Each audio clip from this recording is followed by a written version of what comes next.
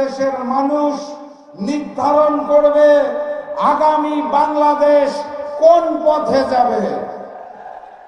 সেই মানবিক বাংলাদেশ গড়ার জন্য ডাক্তার শফিকুর রহমানের নেতৃত্বে আমরা 11টি দল যখন ঐক্যবদ্ধ হয়েছি, যখন এক হয়েছি, তখন প্রতিপক্ষ হিসেবে আমরা দেখতে পেয়েছি ভারতের সামনে দস্তখত করে লন্ডন থেকে আসা এক মুফতির নেতৃত্বে বামপন্থী বিএনপি।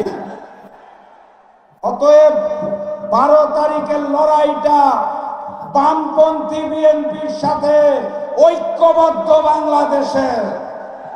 এটাই সেই ঐক্যবদ্ধ বাংলাদেশ, আমরাই বাংলাদেশ যারা আগামীতে ডাক্তার শফিকুর রহমানের নেতৃত্বে একটি মানবিক বাংলাদেশ গড়ে তুলব ইনশাআল্লাহ। মানবিকতার একটা উদাহরণ দেখুন। যখন প্রতিপক্ষের ওপার থেকে ডাক্তার শফিকুর রহমানের সোশ্যাল মিডিয়া